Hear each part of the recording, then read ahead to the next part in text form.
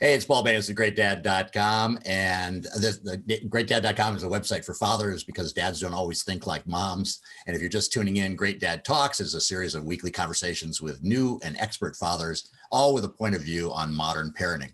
As a life coach myself, specializing in working with new and experienced dads, I'm always curious about modern dads and how we are evolving today. You can find more about my coaching and our other resources at GreatDad.com/coaching. And today I'm talking to Darrell Evans, who is an entrepreneur, and I've been an entrepreneur for years. And I'm hoping that he's going to give us both a little bit of his background and tips on entrepreneurship, but also how dads can get into entrepreneurship if it's a way to spend more time with their kids. So welcome, Darrell. Paul, thanks for having me. I really appreciate it. Yeah. So why don't you give us a little bit of that background, because you've got some great stories that I think are really indicative, not only of your personality, but what it takes to be an entrepreneur. Yeah. Thank you for the opportunity to chat with your audience, and hopefully we'll take them somewhere, give them some good thoughts, and it'll all be from my experience, which is of course my personal experience, but hopefully we can share some lessons. My backstory, born and raised here in Las Vegas, and around my teenage years, I found myself going to the grocery store a lot with my mom, and I didn't really go to the grocery store, ironically, to go grocery shopping. I would find my way off to the magazine stands, and I would always find myself looking at Entrepreneur Magazine, Forbes, Inc., Business Opportunity, and any of those that were on that sort of entrepreneurial. So it seemed like that was my calling. It seemed like it was a calling. Now, it didn't start off that way, although I did do I sold now and laters in high school, and I had a paper route where I had to make sales and I had to service the newspapers. But I really think some of the entrepreneurial DNA was bred or developed from some early years working for Taco Bell. I got a job at Taco Bell as a fry cook, just needing some dollars in my pocket like any old high school sophomore, junior, whatever I was. But there was I think there was something that I'd learned that helped me prosper in that organization, not just as a fry cook, but I'll kind of expand it. And it was something I learned growing up, and that was prosper where you're planted.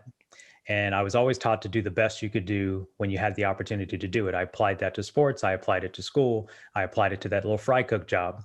Before you knew it, around the time I was 18, which was maybe a year and a half later, I was an assistant manager at that store. Not because I signed up to become an assistant manager, but because I was doing some things that they were like, hey, this kid might be, he might be managerial candidate. And by the time I'm 20, I decided I was an athlete in high school, but I wasn't going to go pro. I was a good athlete, but I wasn't going to go pro. There was no misunderstanding about that. But I decided not to go try to play college ball and go a little deeper with this little Taco Bell job. Anyway, at 20 years old, I become the general manager of one of these Taco Bell restaurants here in our area. Not bad for a 20-year-old. $850,000 a year restaurant, and soon later I ended up managing two restaurants as a general manager before I got out of college at the same time, which was actually interesting. But the perspective for me, I was a young kid, and I always, when you're young, you always want more money. Like it always seems like you don't have enough money. Always too much month left at the end of the money. And I had two kids young. I had a first son young, and then a second son later in my 20s. So there was always this sort of extra desire to have some extra income. So I started my first business when I was 20 out of the trunk of my car. I was buying and selling sportswear, hats, T-shirts, apparel, things of that nature at the swap meet. And so this entrepreneurial sort of interest paired in with this sort of acumen of becoming a young leader in management. And around my mid-20s, I just made a decision that probably corporate America wasn't going to be for me. And that became sort of a distinction for me that I can follow instructions. I can do a great job when I'm given a role to do, a task to do, but there was just something pulling me further beyond the confines of corporate leadership. And because if you think at this point, I was already a leader before I left college, and I'm thinking, there's got to be more to this. And certainly, so I finished college degree in finance, and having two kids before you get out of college sort of changes your career thoughts a little bit. And that is, do I really go take a corporate job, or do I, do something else? And so I kind of did take one sort of corporate-ish sales job. And a couple of years later, though, I found a little pivot in the road of life. and had to make some new decisions based on some new life understandings. And maybe we'll talk a little bit about that. So since then, I've gone on to own several companies. My current company we've had for about 11 years, started in 2010. It's a company called Yokel Local, which is a digital marketing agency here in Las Vegas. And we've been running that company for about 11 years. Yeah. Yeah. So back to the Taco Bell job, I guess that just really fascinates me because so many kids go through McDonald's and all the, all those places, and they're summer jobs, or maybe they're longer term jobs. Sometimes they're dead end jobs, and God knows there's so many people who are cobbling together several of those jobs just to, put, food on the table. And what do you think differentiated your experience from, the cook who is right next to you, who didn't go on to do much with it at all? Paul, it's a great question. And I just think I'm very blessed to, like every family probably listening to this, if you're the leader of the family, part of a family, we all have some levels of dysfunction in families that we grew up in. My family wasn't short of its areas. But I will tell you that we were taught to be good people. We were taught to live by the golden rule. If you don't want it done to you, don't do it to someone else. We were taught that you never get a chance to make a good first impression. I'd never get a second chance to make a good first impression. Prosper where you're planted. We were raised in the church, so there was this understanding that there are just rules to how you're supposed to live.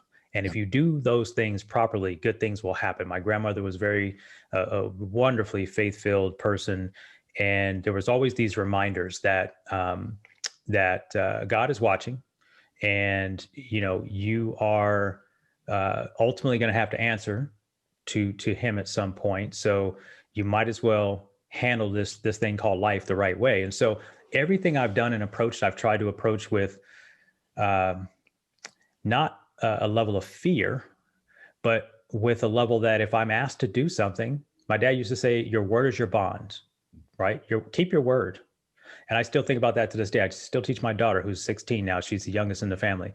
I still say, keep your word. If she says she's going to take out the trash, or she says she's going to vacuum the floor, and that time period passed and it doesn't happen, I said, why didn't you keep your word? It's really simple. So that was probably where it started. And so that attitude is probably what I'm getting at. It's a long way to say it was the attitude and I didn't care if it was frying. It didn't matter to me, right? They asked me to do a job. They were going to pay me X amount of dollars to do it. They gave me some guidelines by which to perform. They gave me pictures that said what the stuff needed to look like when it came out of the machine. I didn't think I had an option.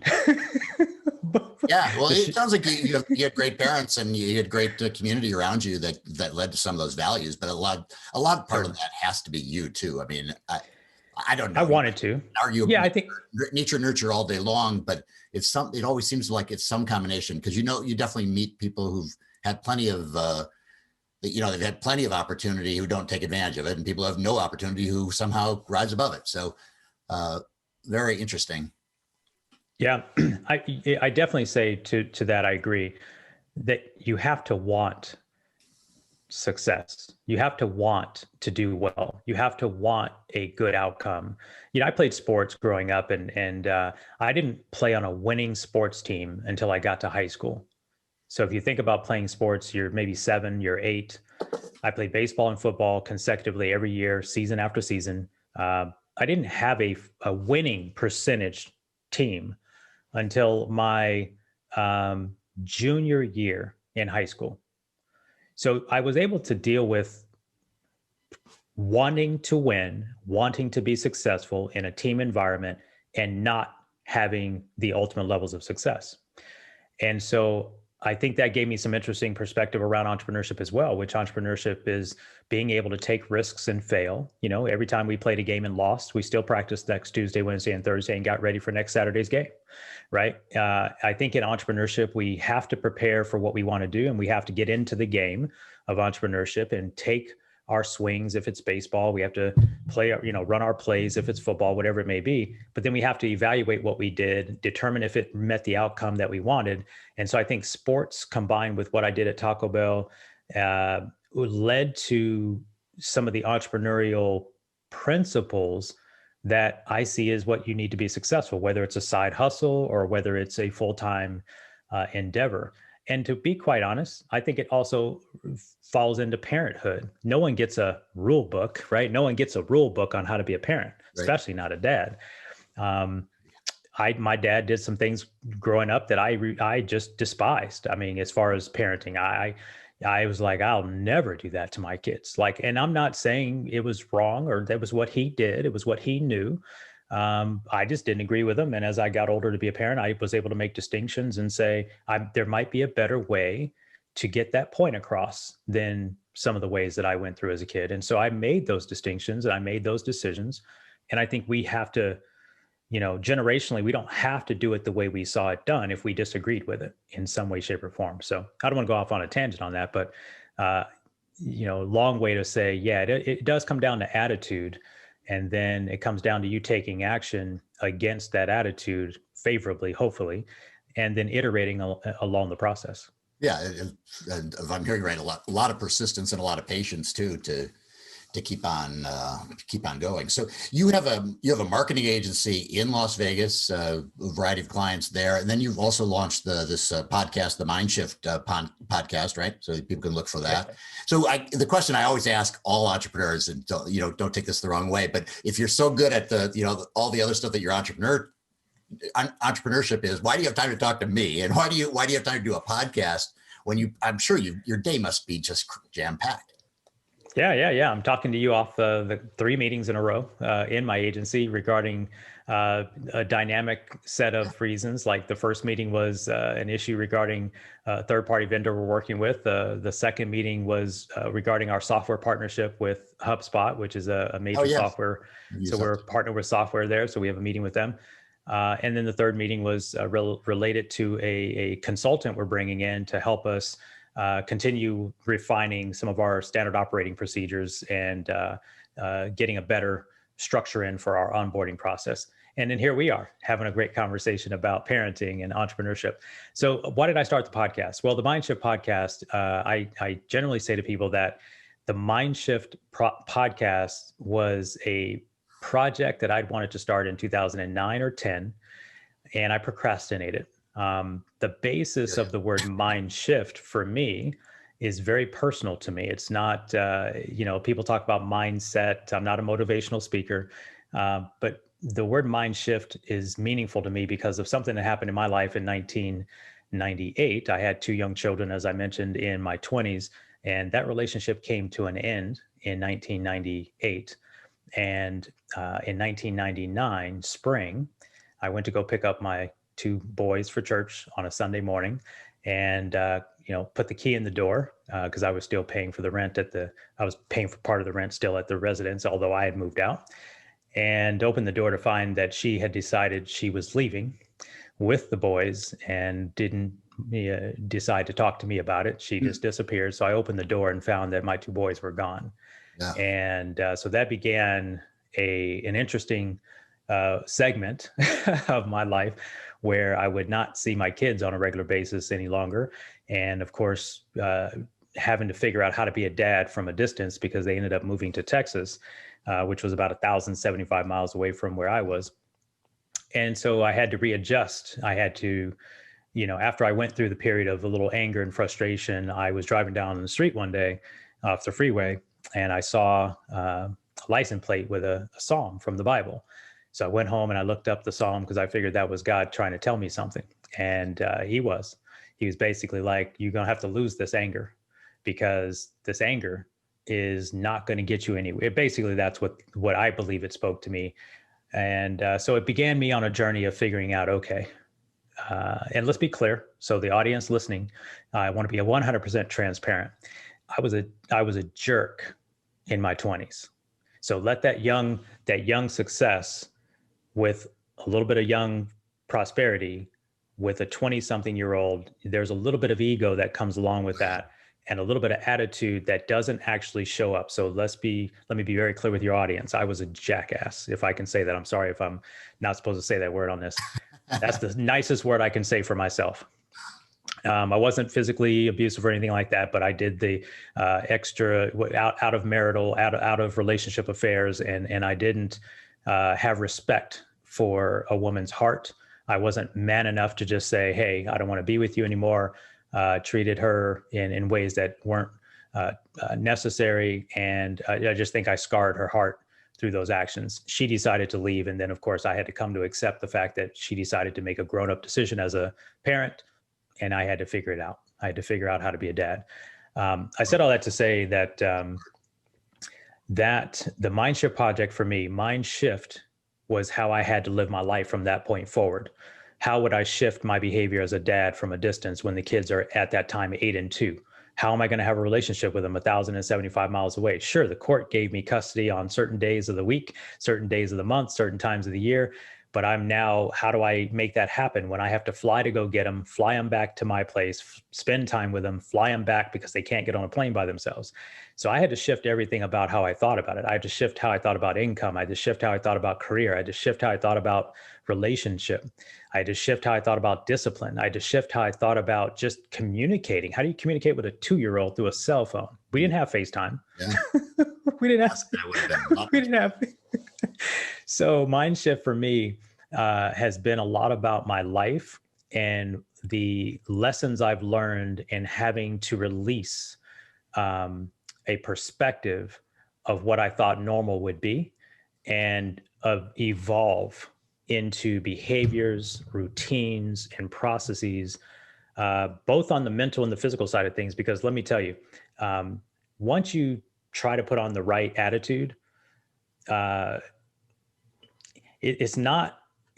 your attitude can change in an instant, like a phone call, a word, someone's response to something you say. And of course, anyone listening to this who's been through any type of breakup, you can realize that there's a window of time, hopefully shorter than longer, that you don't see eye to eye on all of that. And so you have to really be careful. And so MindShift for me, as it related to the podcast, MindShift is an opportunity for me to connect with other people and discuss what I call real stories, uncovering real strategies that help them find real success, both in business and in life. And we attack it from 2 different roads. And that is the road from inspiration to realization, meaning how do I take an idea and bring it to life and actually make it successful? When you talk about a side hustle, great. There's no shortage of side hustle opportunities today. It's never been easier to start a business.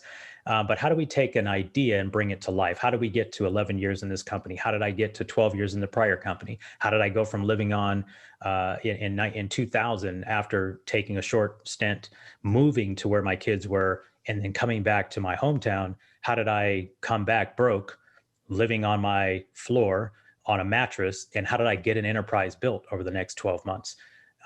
Those are the distinctions you have to make. So the MindShift podcast addresses that inspiration and realization. But then, of course, the one that I'm pretty familiar with which is when life knocks you down, how do you go from breakdown to breakthrough?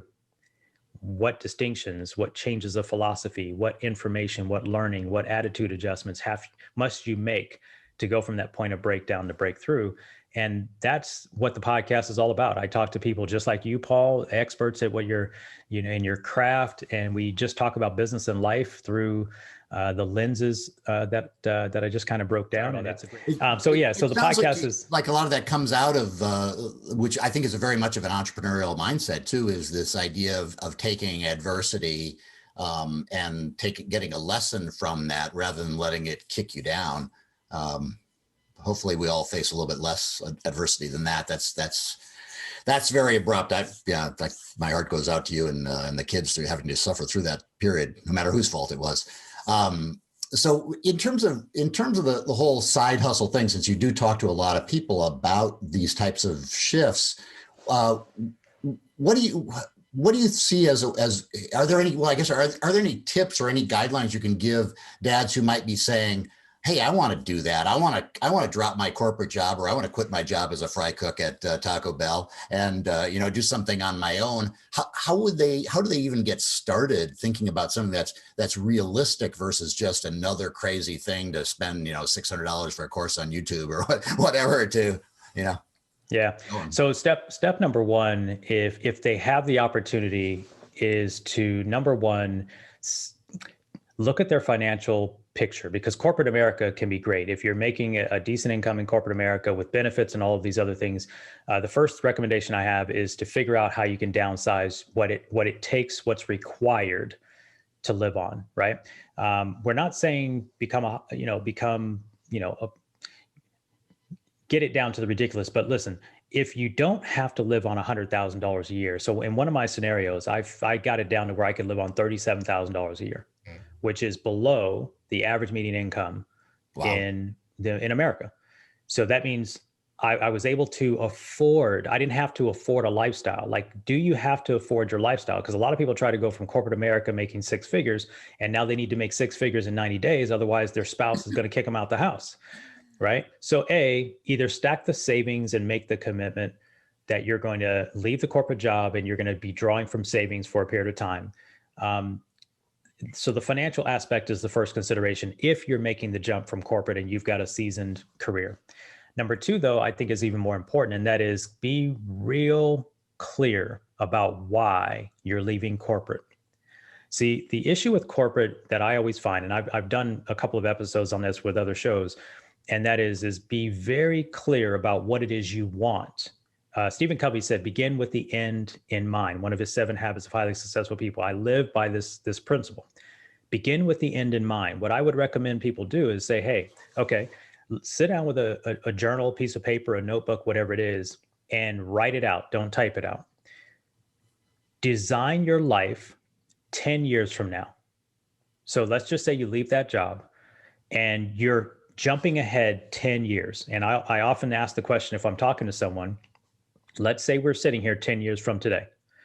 Why do I pick 10 years? Well, business isn't easy, right? The company that set itself up to give you the opportunity to make six figures, probably been there for 20 or 30 or 40, 50, 60, 120 years, whatever the case is. You are starting a new business and you have to think in a 5 and 10 year window. So if we were sitting here 10 years from today, what would have to happen for you to deem yourself successful in the business from an outcome standpoint, financial, whatever that might look like for you 10 years later? Right. That's kind of the big picture. Then more importantly is break it down to then a 5-year picture. And we're not talking, we can do all this in one page. We don't have to have a 26-page business plan. I just don't believe in that stuff. I'm not saying business plans aren't necessary if you need to go to the bank right away and get a loan. I'm not saying a business plan and all of that's not necessary. It's not even technically necessary in the venture capital world. So I don't want to get you bogged down with minutia, but can you articulate what you want your life to look like 10 years from now? That's number one. Now I want you to get back to the one-day scenario. Like, what would your ideal day look like? And this is where people get kind of hard, because when you go to corporate America, someone else has just described how your day is going to look. See? And I say that one of the biggest challenges with entrepreneurship is when we get outside the confines of corporate America, and we're not talking bad about corporate America. We love what companies have done. I'm a big fan of entrepreneurs. Every big company was once a small company, including the ones that you may hate as big companies because of whatever you might hate them for. They were once small companies on the backs of entrepreneurs in most cases. My question though is, my issue is can you keep commitments to yourself when you no longer have the confines and the rules of engagement that corporate America installs? Sure. Will you work when you say you're going to work? Will you work when you don't have a schedule? It's nice to say you're going to work from home, but do you know how to set up barriers and restrictions? Do you still have the ability to have balance when you don't have a reason to have balance? When the company tells you you're only going to take a 2-week vacation and you pick July 1st to July 14th because you're going to go to Disney World with the family, well, what happens are you able to schedule those vacations when you now work for yourself? Right. So there's all of these, it's all beginning with the end in mind. Draw a picture. In 2004 or 5, I was working with a business and life coach. He made me write out a 25-year life plan. 25-year life plan. I just asked your audience for a 10-year plan. I still hold on to that plan to this day. It has iterated, which it's supposed to, because nothing is static. Information and data and inputs come in from your efforts. But I will tell you that by and large, what made me change careers from the decade between 2000 and 2010 to do what I do today is largely because I wrote out something in 2005, and in 2009-ish, the plan looked like I should change the plan, not change the goal. Jim Rohn says, if you ever find yourself at a place where you're not reaching the goal and dream that you thought, don't change the goal, change the plan. Another way he says it is, it's not the blowing of the wind that determines your destination. It's the set of the sail. The same wind blows on us all. So in 2009, the economic wind was the real estate market collapse. I was in the mortgage industry. Okay. I owned a mortgage company, and we lost 82 credit lines in the span of 90 days, and we didn't have a defaulted loan on our books. Most people don't know this story because small brokerage firms like mine, we were pass-through lenders. So they made us raise our capital when all the credit lines and all of the Wall Street was collapsing. They increased our requirement for cash by 5x. So when they're constricting credit, they're asking us to come up with more capital. So we were kind of forced out of the deal. So that period of time, though, was able to get me to reflect and say, okay, is this the right ship for me to reach that 25-year plan? And that's what allowed me to pivot 2010, 2011. So from a corporate standpoint, check your finances. And if it's possible, you need to downsize that to where it's not, I don't have to have a $200,000 a year lifestyle anymore. And that can be a tough conversation, right? So it's important that you have spousal support. It's important that you have, because you just can't run rogue and destroy your family relationship because you have an idea. That's just not going to pay out well. It's not going to play out well. Yeah, I always tell people whatever your business plan is, or whatever your business idea is double the expenses and quarter the revenue, and see if it still works with those numbers, because the dreams we all have and how easy we think it's going to be are quite often very different. It's true. So yeah, financial, get clear on that.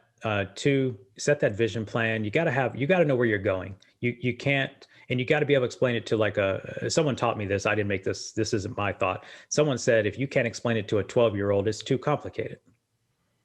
And that didn't hit me very well because we like to be smart about our education and the big words we use and how technical the stuff means.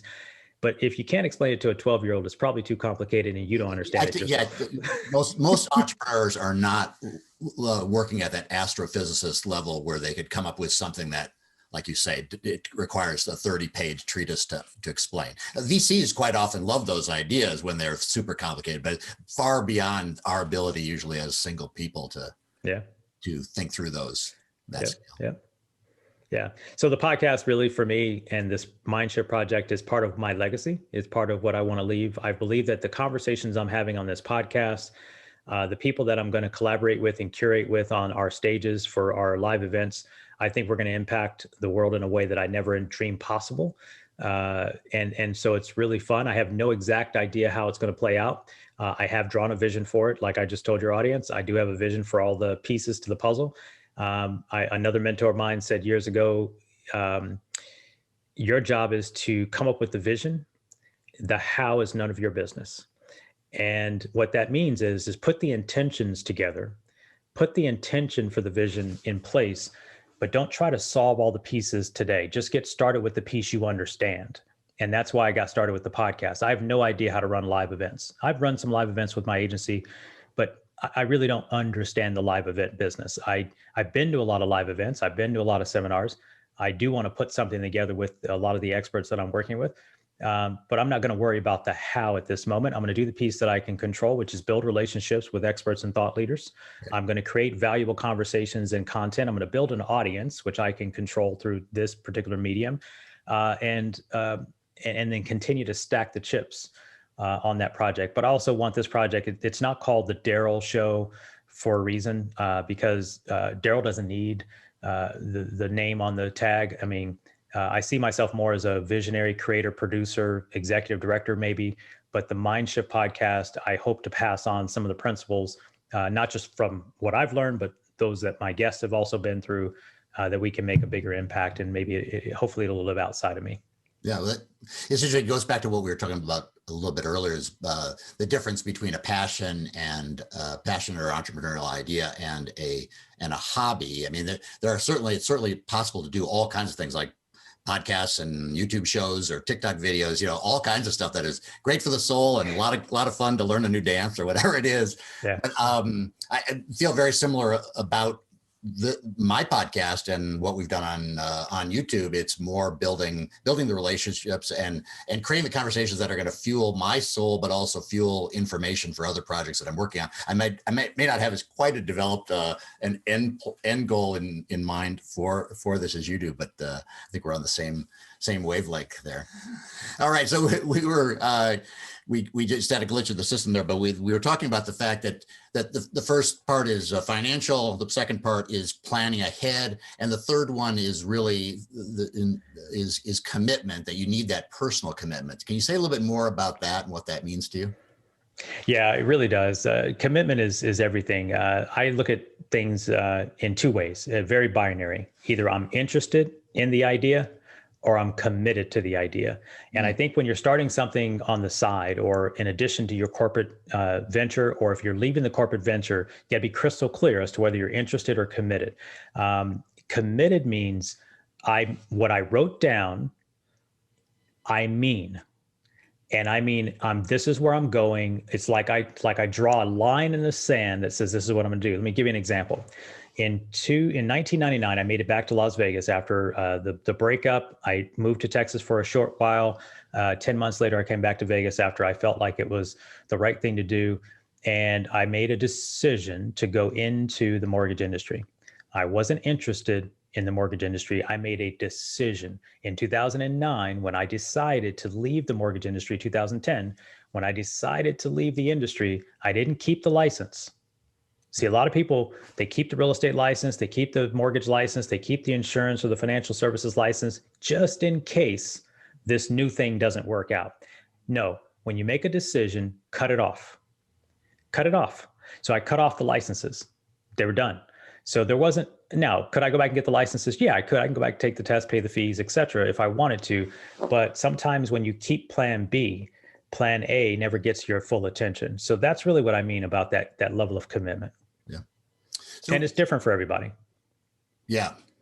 Yeah. What that commitment means. I mean, for me, the big commitment has been to this whole dad space and really supporting dads. And that's been the overarching commitment to everything I've done. So it makes, having a guiding star like that is really important, and letting the other things, letting things go. I've got a real estate license too, but yeah, and I'm not talking about part-time realtors. Let me give you another example that's outside of real estate. So I remember talking to a company that this gentleman developed this soap. It was a soap product. It was an organic, clean soap product, no fancy chemicals, detergents, and all the stuff that they put in soap. He came to our agency looking for some help in marketing. One of the questions is when did you develop the product? When did you start marketing the product? How many sales have you made to this point? How much are you selling annually? Well, the product has been around for 22 years. And he hadn't made his first $100,000. That's interested. That's not committed. My dad developed a beer product. My dad wanted to develop beer. He was a beer drinker. He was a beer enthusiast. He built this little beer making shack thing in our carport at our house when we were growing up as kids. He got so far, and I'm not talking bad about anybody who's gotten to this point installed, but it never made it on the shelf of a store. I'm sorry, but that's interested. I'm not disrespecting those who have the projects come to if you have a meaningful reason why it stopped or stalled, that's just part of the entrepreneurial journey. The distinction is, are you interested or are you committed? If you're really committed, it's going to make itself known to the world at some point. Now, you could still have the product fail. It could go out of business. That's just part of the evolution of entrepreneurship. But that's kind of the distinction, interested versus committed.